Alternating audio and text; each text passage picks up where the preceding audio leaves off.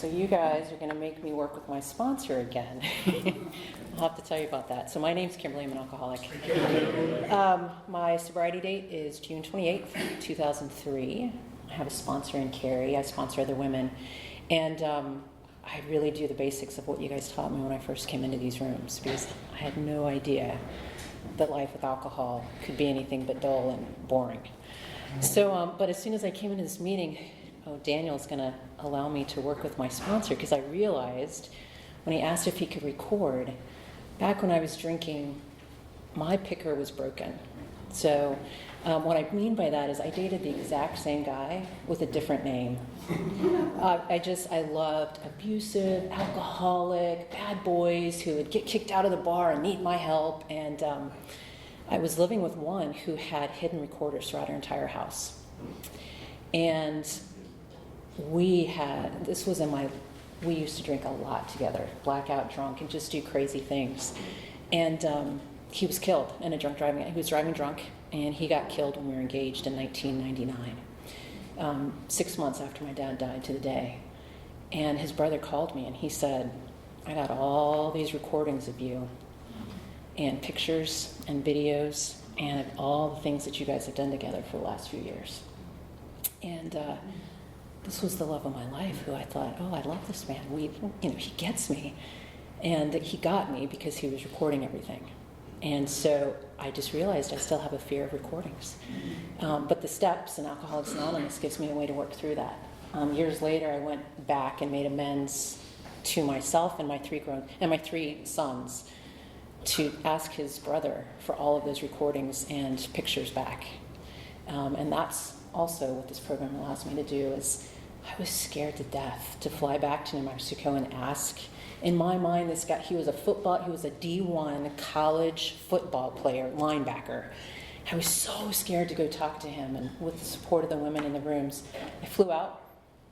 It turns out he's like 5'7" and like scrawny. I'm like, wait a minute. In my head, that's what we do, what I do as an alcoholic. I make mountains out of molehills. And he said I burned all that stuff. I would have never wanted that to be out in public. And I appreciated that. And so that's just one of the ways the program can work in our lives. So what was I like? What happened? And what am I like now? So I grew up in a all my grandparents, cousins, aunts, uncles, moms, dad, everybody's just wet drunks. We loved to party. My dad, when he was teaching me how to drive illegally when I was 12 so that I could drive him home from the bars, he would just say, cover one eye, right, so that the road doesn't blur. And you always count for 3 seconds when you go to a stop sign to make sure that the cops know that you stopped. And that's how he taught me to drive. And he said, you're just a Richards. You're just going to black out when you drink, and that's just normal. That's just part of our genetic makeup. And so when I started drinking, that's how I drank. I actually loved blackouts because I had plausible deniability. I could argue with everybody and say, I absolutely, and I believed it. I would have never done that. Absolutely not. And it turned out that I did. So I don't know, the drunkalogs are probably the same for everybody, right? We drink a lot of alcohol. I loved having bartenders as friends because I would get free drinks as the nights went on. And they would offer me win meals when I was getting too drunk, which meant water. And because I would never want to be seen as a loser who was drinking water at the bar. So, and I loved to be able to drink people under the table, right? So it was just gross when I think back on it now. It's just shooting alcohol, romanticizing alcohol, but I loved how it made me feel. I didn't feel like I do right now, nervous and scared. I felt like I could talk to people. I didn't feel awkward. I felt like I fit in. And if you had my life, you would have wanted to drink too, just to escape the pain of what I thought living was. So I don't know, I didn't really get into a lot of trouble at first. I mean, the cops, we grew up in a small town. My dad was a Baptist preacher. When I was little, we had an exorcism to try and exorcise the gayness out of him, because that's a sin, they thought, and to exorcise the alcoholism out, because they thought that was a sin as well. And it didn't really work. And so we just drank, and that's what we did. And the cops all knew us. I grew up in a very, very small town, so the cops would just help me get home instead of arrest me or put me in jail, which they should have done. So they just helped me get home. So I was never in jail. I can't say the same for my siblings who moved out of the small town America, continued to drink, and then they got arrested. But what happened was I was dating. I had no use for Alcoholics Anonymous. I thought all of you people were boring, Christian, white men, no offense, but older white men who were going to try to convert me into Christianity because my dad had come to AA for 90 days. The only 90 days I ever knew my dad sober. And on March 24th, 1995, he called and said, I'm going to go out for one night, Kimberly. Because on Christmas Eve, I had found out he had taken two fifths of vodka and done some lines of coke and tried to kill himself. And so we put him in a hospital, and he was sober for 90 days. And he said, just one night, I'm just going to go out. I just found out I'm HIV positive. Just for one night. And he never came back in the rooms. And I thought it was your fault. I thought you let my dad die because AA doesn't work. And he died drunk a few years later of this disease. And so I don't mean to be so heavy, but holy cow, this is feeling heavy. So I know that I have another drunk in me. I know that my alcoholism is doing push-ups. And I know I can go out and drink. I never know if I could ever get back in here again and be sober again. And you guys have given me a life that I was the first one in my family to ever go to college. I'm the first one in my family to own a house, right? Those are all things that Alcoholics Anonymous gave to me. So what happened, I met another beautifully alcoholic, abusive white guy who played on the PGA Tour. And he went to treatment, which sucked for my alcoholism. Because at Family Week, they made me go and promise to go to 6 AA meetings. And so, being a good codependent, I wanted to support my man. So I went to an Alcoholics Anonymous meeting in 2003 because he had to stop drinking if he wanted to continue to play golf. And so I hated it. Women tried to shake my hand and welcome me to the meeting and introduce themselves, and all I saw every woman as competition. Because you were going to try and be smarter than me, get my man. My mom had let all these horrible things happen to me as a little kid, so I didn't trust anybody. And you guys kept telling me to come back. I was like, I don't know if the guys hugged, but the women would try to hug me, and I just was literally crawling out of my skin. And so someone said, you have to promise, my therapist at the time, said you have to promise to go to 6 meetings. So if there's something here that you guys don't like and I bore you to death, then, right, she would just say, go to another meeting. And so I went to a second meeting, which was in a church, and I lived in San Francisco. And my fear was so big that I thought they were going to put on the news that Kimberly R. went to an Alcoholics Anonymous meeting and that I would lose my license.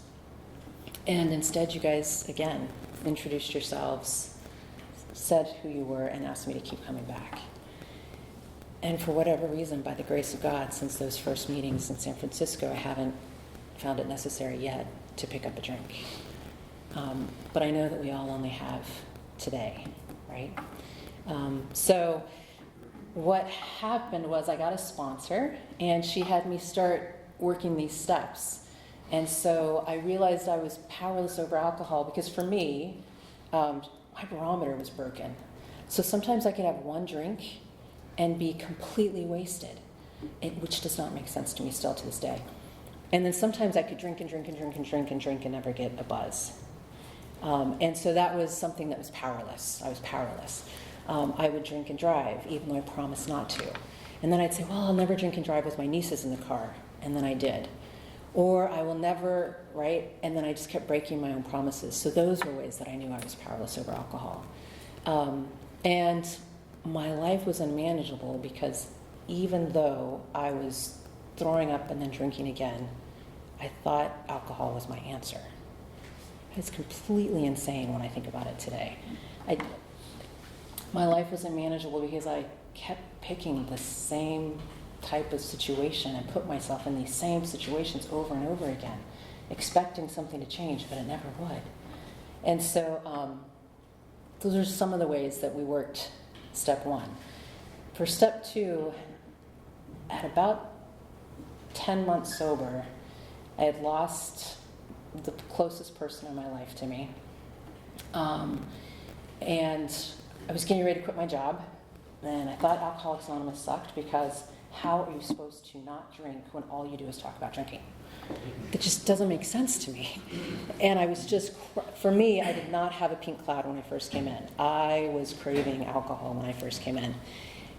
So I went to a meeting, this random meeting on a Tuesday night, and I was going to go into a room like this and tell all of you guys that AA sucked. You let my dad die. You're not working for me. This is boring, and I'm going to go out and drink. And the speaker at that meeting is a woman who had written a chapter in the Big Book, which is the first story that I could ever relate to as an alcoholic. And I got to tell you, I didn't engineer that. I didn't control that. I didn't have any part of that. And for me, that was a step two experience, that there was some kind of power greater than myself, that a random meeting I show up at, this woman who spoke to me and through the Big Book was at the meeting. And so that kept me sober just for that night. But I restore me to sanity, I don't know. Alcoholism is an alcoholism, not wasm. And even today, I can still have some of those isms and literally have 3 kids, 2 of whom are teenagers. And holy cow, have you guys given me a lot of tools of how to just take deep breaths. And literally my 15-year-old just got his learner's permit. And one of my favorite character defects is control. And so he gets in the car, and I don't even let my husband drive me because I get car sick. So I have to drive the car so I won't get sick. And it's really because I'm a control freak. And he knows that, and he accepts that. But so my son, my 15-year-old, says to me as we're driving at the beach in Emerald Isle, "Mom, I can feel your energy. Tone it down." And I wasn't even saying a word, but that's what you guys have allowed this young man to grow up in sobriety, and now he can put words to his experience. And so now I say the 11-step prayer every time before I get in the car with him. And if you guys have ever driven with a new driver, it is, I say the 11-step prayer over and over and over again. Sometimes out loud, and he knows what it is now too, so we can giggle about it. But instead of silent scorn, right, we can talk about how we're really feeling, and we can laugh about it. So So step 3 was hard for me because I had sworn off God. When I first came into Alcoholics Anonymous, I was an atheist, not speaking to my mom because I thought that all of my problems were her fault. And that she had the power, in my mind, to kill me. And so I didn't have any room for God in my life. I didn't have any interest in God. And I got sober in California. So this one woman had a dolphin for her God, her higher power, because a dolphin is more powerful than she is. And I thought that was the most ridiculous thing. But for whatever reason, I thought she was crazy enough that if she would be my sponsor, then anything I told her, nobody would ever believe. If she told anyone, again, afraid of ever anybody finding out. And so I asked her to be my sponsor because I thought she was batshit crazy. I don't know how you say that in church, but I thought she was crazy. And so it turns out that she just saw God in everything, right? So sometimes it was dolphins, sometimes it was a God in the sky. She just, she saw the beauty in everything. And I thought that she was crazy. So if she told anybody about my 4th step, then nobody would ever believe her, and I could have plausible deniability. So we took I had to say that I had to get on my knees and pray to a God I did not believe in for the third step prayer. And there was something magical about it. And today, I'm not an atheist. Spiritual, definitely, but not religious. And that's what you guys have given me the breadth to have. And so she then said, you have to turn over your financial life to the care of a higher power. And that scared me to death, because what if God wants me to be a homeless lady under the bridge? I had already been homeless in my life. We lived in cars and, moved got evicted every 6 months when I was little. And so I did not have any use for turning anything financial over to God, especially because I didn't believe in God. And 20 years into this program, I have not been homeless yet. Not to say it can't happen, but I haven't been homeless yet, because you guys have shown me what to do one step at a time. Instead of this can create such avalanches if I don't share it with you guys and if I don't turn it over to a higher power of some type. And last weekend I was in the North Carolina mountains with a whole bunch of lawyers meditating all weekend. It was amazing to me that, and they're normies, they're not alcoholics, but just the power of something in the universe, creative energy, spirit, God, whatever you want to call it. There's something bigger than me out in this world that can help if I ask. And so with step 4, I would have told you I was the most fearless person in the world. I had gone for emancipation when I was in my teens, right? My mom had left me for her abusive husband, and so I thought I was really powerful and would have had no fears. And I bought a lockbox for my sponsor to keep at her house. Her sponsor kept the key to the lockbox because I didn't want anybody to see what I wrote down on my 4th step, afraid of being recorded. And so that's how crazy I was. Nobody cares about my 4th step. You guys are hardly even paying attention to what I'm saying, right? So nobody cares. Well, at least I get preoccupied with my own thoughts when I'm sitting in a meeting, right? But I thought that was physical evidence that could be used against me in a court of law, and I'd go to jail if I wrote it down.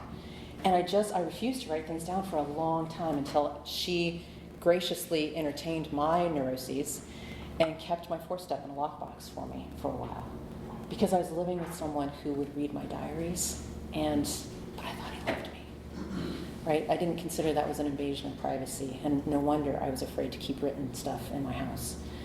And she had me carry around a notebook. Anytime I got ticked, I thought I was never mad until I came into AA. I thought I was just really nice, and I would do whatever you wanted, and I was a chameleon. Oh, if you want to go to the gym, let's go to the gym. If you want to go to the course, let's go to the course. And then when I came into Alcoholics Anonymous, I realized that I might have a say in things, and I started to get pretty mad. And so anytime I was mad, she was like, that's fear. That is a bunch of BS. And so I wrote it down every time I got mad. In traffic, I'm afraid I'm going to get in a wreck, or I'm afraid I'm going to be late, or I'm afraid they're going to hurt my car, I'm afraid I'm going to have to get the car fixed. Every time I got mad, there was an underlying fear, and I had no idea that was true until I did my 4th step. And that's my 4th step is when I saw all the patterns in my life. And that is what has allowed me to change through prayer, working steps, talking to other women, all of those beautiful things. So for step 5, again, bat loony crazy, I thought if I said it out loud to God, that made it true. I did not think God knew what I did before I did my 5th step.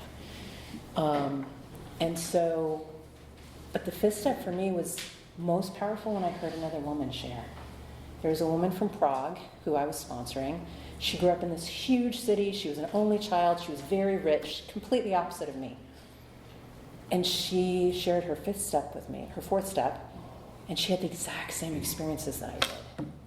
And that opened my mind a little bit, that it wasn't all about me and that I wasn't unique, which I liked that I wasn't unique, and I was disappointed I wasn't unique. But really hearing somebody else's 5th step made me realize that we're all way more connected than we realize.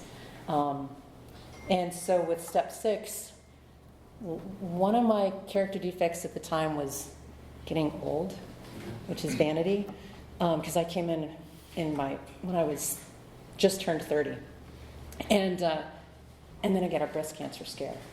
I was like, okay, never mind. I want to be old. I don't mind. So that got rid of that particular character defect in step 6. But creating the list allowed me to then practice something different. So if I have to always be in control, how can I practice letting go? Right? If I am selfish, for example, when my dad died, I was with him, and I thought it was a great idea to have a party. So just as he passed, I invited all of his friends over, and we were shooting Jack Daniels.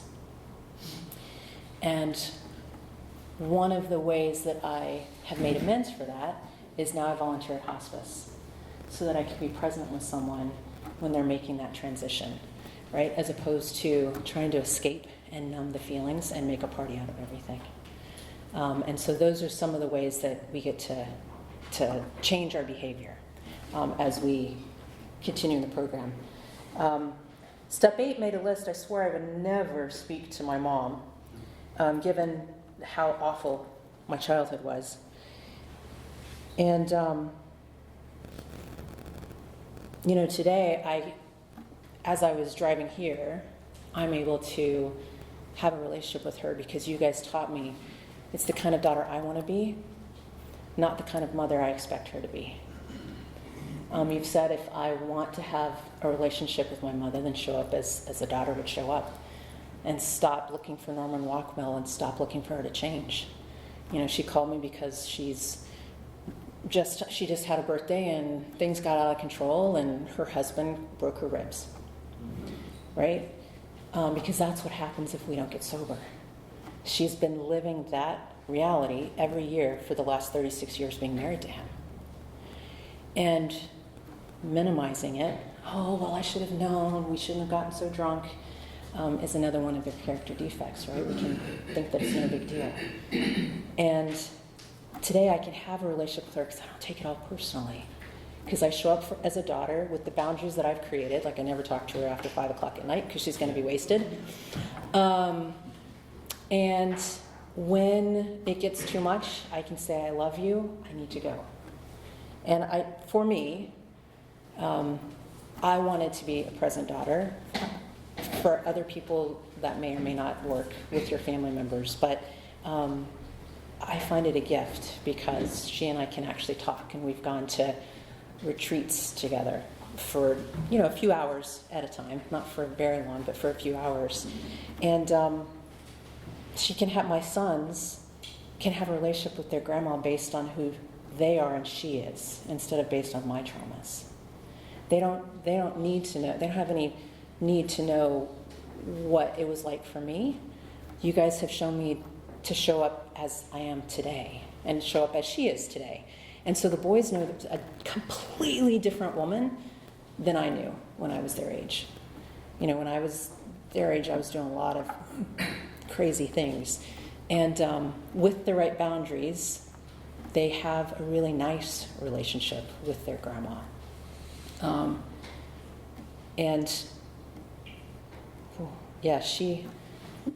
She said to me, I don't know, a couple months ago, I can only be around you guys for about 20 or 30 minutes because it hurts to be around so much joy. And I feel like that's what alcoholism is. It robs us of joy. It robs us of being present because we're so stuck up in our head. When I was drinking at the bar, I was going to be the first female president, I was going to be a triathlete, I was going to be a great, whatever. But I never put any action to it because I was just sitting in the bar drinking. And with sobriety, we've been able to, my sons have never seen me drunk. They've never seen my husband drunk. And when they're around their drunk relatives, instead of trying to sneak some beer like I was doing, they're like, you know what, I don't like how they're acting, and they leave. And so that, I think, is because of Alcoholics Anonymous. So with step 10, I try to do a daily 10th step. which is Yum Hum Gratitudes, which is a nun in the North Carolina mountains taught me. I do it in the morning. I'm too tired at night. But in the morning, I'd say yums. What was something that was good that happened yesterday? The hums. What's something that was there anything that came up for me? And then the gratitude. Because I naturally default to negative. I naturally default to creating story. I will assume the worst. I will assume that because you're not looking at me, you're bored, and you're getting ready to, right, I'll just make it all about me. And so the 10th step has allowed me to drop the story and look at some of the positives in the world. A friend of mine with 26 years of sobriety is just she's homeless, right? And she's still finding the gratitude in each day and looking for the gratitude. And so I try not to dwell on the negatives, but I do try to do the 10th step every day. And if something shows up on my 10th for 2 or 3 days, then I call my sponsor because I probably need to do some work around it. With the 11th steps, prayer and meditation, I do, Lord knows. So with 3 kids and work and aging, which I don't like to admit, I have to meditate. It gives me emotional balance because otherwise I'm going to be silent scorn and they're going to tell that I'm pissed off even though I'm not saying anything, or I'm going to be losing it. And I've always wanted to be a safe, consistent place for my kids. And one outburst, with the middle one, oh, Lord help me. He's given me lots of gray hair that I've dyed so that you guys can't see it. But he's given me a run for my money, and because he's just like me, he's a mirror, and allows me to be present with him, right? And we can say to each other, I'll tell him, Nady, I can feel my blood pressure going up. I don't want to say anything awful. I'm not going anywhere. I love you, but I need a break. And he'll do the same thing. He's like, Mom, oh, that was yelling at you, right? Let me leave. And he'll leave, right? Because he knows when he's yelling at me, and he knows to leave now instead of, the all-out brawls. But that's language that I did not know growing up. And that's language that you guys have shared with me that then they get to share with each other. And, a 6th grade boy wrote me a love note today. Not a love note, but, an apology letter with with his feelings, right? And so that's the gift of this program. Instead of me being drunk and hungover and getting ticked off in the morning, I can be awake and cuddle and make breakfast and help them to school. So then with the 12th step, for me, this is huge 12th step work because I would much rather talk about anybody else other than myself. I get very nervous sharing. And so the 12th step is a spiritual awakening as a result of working the steps. And for me, I have found that to be true, that I have to be able to work with others and share with others and give it away to be able to keep it. I went through a period where I was really mad. I'd go to meetings and I'd say, this is crap. I didn't like it. I was not comfortable. I was crawling out of my skin because I was looking for what I could get instead of what I could give in meetings. And so you guys helped me learn how to do that and stay within my lane, right? Stay within my hula hoop because I'm not in charge of anybody else's sobriety. However, many women have helped keep me sober over the years. So the 9th step I wanted to skip over when I first came into the program because I really didn't want to have to admit anything. Again, I was afraid you were going to put me in jail or put me in a psych ward. And there were people on my 9th step that I said I would never make amends to, ever. Because they were more wrong than I was, because I was still looking at what they were doing to me instead of my own behavior. And this one guy, I don't know if I would have said it was like cosmic love. It was just drunken debauchery. But gosh darn it, even when I think of him today, I can be like, oh. And it ended because we had mutual restraining orders against each other. So my sponsor suggested that I owed him an amends because I had slept with him while he was married. And we were just meant to be star-crossed lovers. And we had a bar in our town called the Frisky Room because we just inappropriate. And so he was on my nightstand, and I refused because I had the law on my side that says you are not to come within 50 yards of this man, and he was not to come within 50 yards of me either, or whatever it was. And she suggested I be willing to go to any lengths to stay sober, and I suggested that jail was not worth sobriety. And so again, I went to a meeting. And I heard the speaker, and he shared that he was sitting on an amends to a friend because he just didn't want to make it. And he had also written a story in the big book, the first story, one of the stories in the big book. And when he finally got up the nerve, that friend had committed suicide a week earlier. And my sponsor said, "Did you get a message out of that?" I said, "Nope." So the next day I went to a meeting, and it was a big book study, and they read the story written by that young man.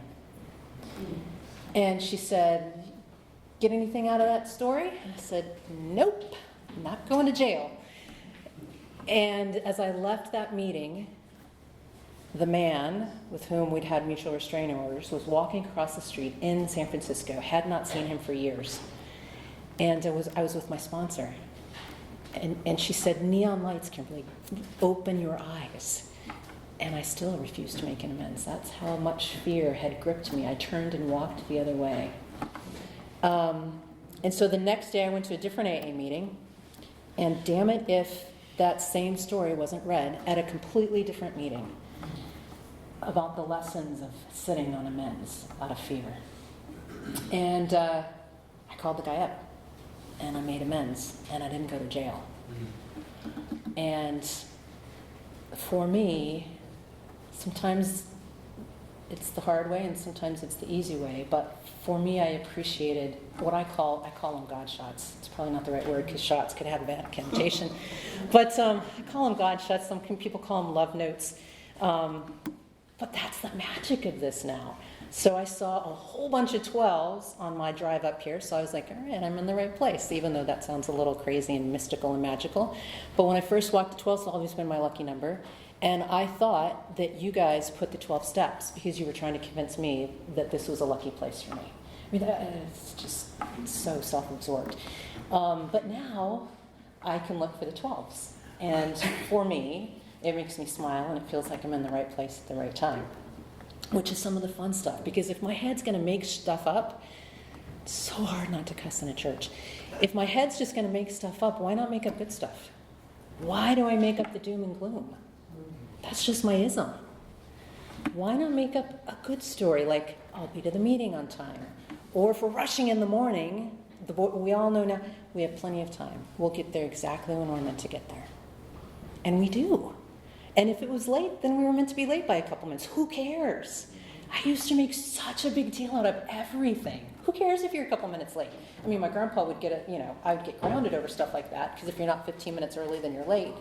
But that's the kind of stuff, that's the gift that you guys have given us. Just be present in this moment, instead of consumed in this egoic 75,000 thoughts every second of every day. And it's just going to work out. And it lets me live my life with open hands instead of fists or defensiveness or sometimes just this attitude of just keep your distance. Got no use for you. I can handle it myself. That's where I default. But you guys allow me to volunteer with a bunch of 8-year-old kids, or do a field trip with a bunch of 12-year-old kids. I mean, that's what you guys allow me to do, one day at a time, and go through death, go through joy, because I'm willing to show up a couple times a week, go to a meeting, talk to a sponsor, and try to be as honest as I can in that moment. So, can I be done?